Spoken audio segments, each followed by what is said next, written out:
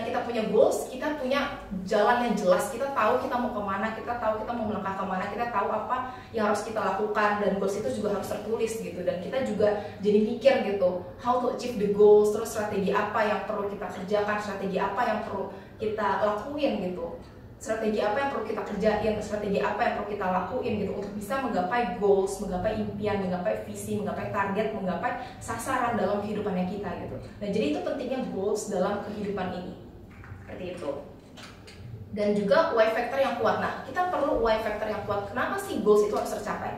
Kenapa goals, impian, visi, target dalam hidup kita itu harus tercapai? Kenapa sih hidup ini harus begitu keras? Kenapa kita nggak nyantai-nyantai aja? Kenapa kita nggak setengah-setengah aja gitu? Kenapa kita harus berusaha untuk menggapai goals, impian, visi, target, sasaran dalam kehidupannya kita gitu kan?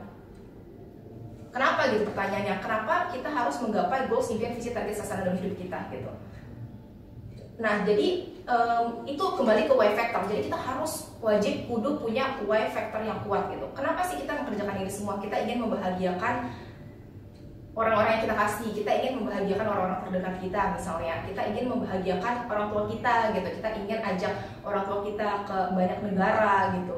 Nah, itu kan jadi why factor yang kuat contohnya. Terus kita ingin bagi yang sudah punya pasangan, misalnya why factornya ingin mengajak pasangannya gitu ya ke banyak negara, atau yang sudah punya anak-anak, why factornya ingin juga bisa mengajak anak-anak gitu ke banyak negara gitu. Nah jadi why factor itu seperti bensin dalam kendaraan, dalam mobil itu why factor seperti bensin gitu, ibaratnya bensin gitu yang membuat mobil itu bisa melaju gitu, melajunya bisa cepat gitu, karena kalau bensinnya habis ya mogok gitu kan mobilnya. Jadi butuh why factor yang sangat kuat, jadi terus teringat pada saat ada hambatan, pada saat ada rintangan, pada saat ada masalah gitu yang terjadi dalam kehidupan, ingat gitu, oke, nggak boleh terus-menerus ada dalam masalah gitu, nggak boleh terus-menerus jatuh, nggak boleh terus-menerus meratapi nasib gitu, nggak boleh kayak gitu, harus terus bangkit, ingat why factor. Nah jadi yang bisa ngebikin orang jatuh, terus bangkit lagi jatuh, bangkit lagi jatuh, bangkit lagi jatuh, bangkit lagi, itu adalah karena punya why factor yang kuat gitu. Ingat gitu, oh iya, gak boleh nih terus menerus meratapi nasib, gak boleh terus menerus sedih gitu, gak boleh terus menerus meratapi kegagalan, gak boleh terus menerus meratapi kesedihan, gak boleh terus menerus jatuh gitu. Harus segera bangkit, jatuh 7 kali, bangkit lagi 8 kali. Nah jadi jatuh 100 kali, bangkit 101 kali. Nah jadi why factor itu yang membuat orang bisa terus maju ke depan. Why factor itu yang bisa membuat orang terus mau berjuang, mau terus bekerja keras, mau terus bangkit lagi, mau terus effort, mau terus memberikan yang terbaik, mau terus memberikan 100% gitu. Kayak gitu ya. Nah jadi kita dalam hidup ini kita perlu banget punya why factor yang kuat gitu ya. Dalam hidup ini kita wajib kudu mesti banget punya why factor yang kuat. Juga Brian Tracy mengatakan gitu, kalau a goal without a plan is only a dream. A goal without a plan is only a dream. Kenapa sih demikian? Kenapa menurut Brian Tracy a goal without a plan is only a dream? Dan saya juga sangat setuju gitu sama Brian Tracy gitu ya. A goal without a plan is only a dream ya. Karena kalau kita punya goals, tapi goalsnya itu enggak kita buat strategi how to achieve the goals, how to get the goals, how to achieve the target, how to get the target gitu ya. It's only a dream gitu. Goals itu bukan hanya kita harus buat rencana untuk menggapai goals, impian, visi, target, sasaran dalam kehidupannya kita, tapi kita juga harus menuliskan goals itu. Jadi goal itu harus tertulis. Kenapa sih goal itu harus tertulis gitu? Karena kalau goal nggak tertulis, kita nggak bakal inget gitu. Gak usah jauh-jauh 1 bulan aja kita pasti udah lupa gitu sama goalsnya kita gitu. Gak usah jauh-jauh gitu, 1 bulan aja kita udah bakal lupa sama goalsnya kita udah gak inget goalsnya kita karena gak tertulis gitu ya. Saya jadi teringat waktu saya sekolah bahasa di China, di Beijing Language and Culture University selama 1,5 tahun saya tinggal di Beijing gitu ya. Selama 1,5 tahun saya tinggal di Beijing, saya melihat opportunity gitu ya. Kejadiannya udah lama gitu. Saya lihat opportunity, wah ini banyak industri F&B gitu yang bagus gitu ya, banyak industri F&B yang bisa nanti saya buka bisnisnya juga nih di Indo gitu. Pas saya balik Indo nanti saya bisa buka bisnisnya gitu kan. Tapi karena saya nggak tulis goalsnya saya itu, akhirnya nyampe Indo lupa gitu. Ya akhirnya nggak dilaksanain. Saya baru inget gara-gara teman saya yang juga sama-sama sekolah bahasa di China itu membuat bisnis itu gitu. Saya nggak cerita sama dia, dia juga nggak cerita sama saya. Kita memang melihat hal yang sama gitu ya. Nah, dia eksekusi itu, dia pasti menulis goalsnya dia gitu, dan dia juga pasti membuat rencana. Nah jadi itu kejadian udah lama gitu, dan saya jadi merasa bahwa bener banget gitu, kalau kita punya goals tapi itu cuma dalam pikiran doang nggak bakal ingat, sebulan juga udah bakal lupa. Karena itu goals harus tertulis, dan bukan goalsnya saja yang ditulis, tetapi rencananya pun harus ditulis gitu. Rencananya, strateginya, how to achieve the goals, how to achieve the target, itu semuanya harus tertulis.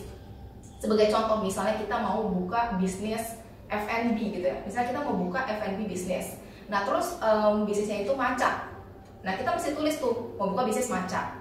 Terus lebih detailnya lagi, oke, matchanya itu apa? Matcha cake, atau matcha ice cream, atau matcha whole cake, atau minuman matcha gitu, atau cake matcha tapi yang unyu-unyu gitu, yang lucu-lucu. Terus packagingnya mau kayak gimana? Packagingnya mau yang mewah gitu, yang eye catching misalnya gitu, yang bisa membuat orang habis beli, walaupun dia take away, packagingnya itu bakal dia post ke sosial media gitu, akhirnya jadinya viral gitu kan, karena ya customer memang ngepost sendiri gitu, posting karena suka gitu sama packagingnya gitu ya, jadinya di post gitu ke media sosial, dan akhirnya bisa jadi viral seperti itu.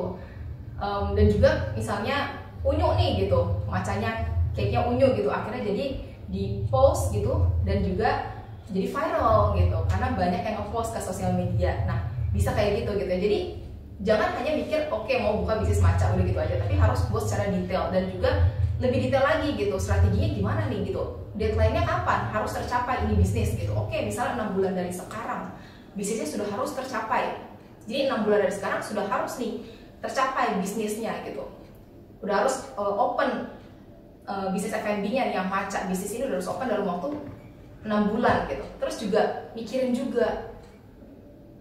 tentang kompetitor gitu, kompetitornya ada siapa aja sih, udah banyak belum kompetitornya gitu, kompetitor secara langsung maupun kompetitor yang secara tidak langsung, itu juga kita tulis gitu. Terus kita pikirin juga, kita tulis semua gitu, kita tulis gitu ya, jadi goalsnya ditulis secara detail, terus rencananya juga ditulis secara detail gitu ya. Terus kita juga pikirin, oke, berarti kompetitornya ada ini gitu, yang kompetitor langsung siapa aja, kompetitor yang tidak langsung siapa aja, terus gimana kita bisa bersaing gitu, apa sih keunggulannya kita gitu kan dibandingkan kompetitor, itu kita harus tahu gitu, apa sih keunikannya kita. Misalnya contohnya, oke, uniknya belum ada nih yang bikin cake matcha yang unyu misalnya gitu, nah berarti kita punya competitive advantage gitu, atau keunggulan untuk berkompetisi, keunggulan dalam persaingan, karena memang belum ada yang buat cake yang unyu gitu misalnya. Nah itu jadi competitive advantage-nya kita gitu, yang bisa kita kasih gitu untuk customer-nya kita gitu. Dan juga selain itu kita pikirin lagi, oke, competitive advantage-nya apa lagi? Oh, packaging-nya kita unik banget, bagus banget, mewah banget gitu, bagus banget nih packaging-nya gitu kan, mewah banget nih packaging-nya gitu. Nah pasti orang mau ngepost sendiri nih, jadi menghemat biaya marketing gitu ya, karena dari yang beli semuanya ikut ngepost gitu, karena mereka suka gitu sama packaging-nya. Jadi semuanya itu mesti wajib kudu banget ditulis gitu, goalsnya apa, terus juga dipikirin strateginya, rencananya untuk menggapai goals, impian, visi, target, sasaran dalam hidupnya kita tersebut, seperti itu. Dan juga dipikirin juga lebih detail lagi, oke, dan itu semua ditulis ya, dan dipikirin lagi, oke, berarti selain kompetitor kita juga bisa mikirin tentang advertising strateginya gimana gitu, marketing strateginya gimana gitu kan. Kita mau pemasaran lewat endorsement juga gitu, berarti kita mesti cross check gitu, kita mesti tahu nih orang-orang yang bisa kita endorse siapa aja, para food bloggernya siapa aja, terus yang juga sesuai sama budgetnya kita gitu. Kalau masih awal-awal jangan langsung budgetnya yang tinggi gitu, nanti kalau misalnya nggak sesuai ekspektasi ngedrop gitu, jatuh gitu kan. Jadi jangan langsung tinggi gitu ya, jadi harus dari awal, dari biasa aja dulu gitu. Nah strateginya modal sekecil-kecilnya untuk hasil yang sebesar-besarnya gitu, itu prinsip ekonomi kayak gitu ya. Nah jadi itu harus kita pikirin juga. Nah, a goal without a plan is only a dream gitu ya. Nah jadi goals itu harus wajib kudu banget tertulis, dan juga rencananya, strateginya untuk bisa menggapai goals, impian, visi, target, sasaran dalam kehidupannya kita itu pun harus wajib tertulis gitu ya. A goal without a plan is only a dream. Kita nggak bakal ingat, kita pasti lupa. Apakah Anda merasa hidup berjalan begitu-begitu saja tanpa arah yang jelas? Apakah impian besar Anda seringkali terasa seperti fata morgana yang tak pernah bisa digapai?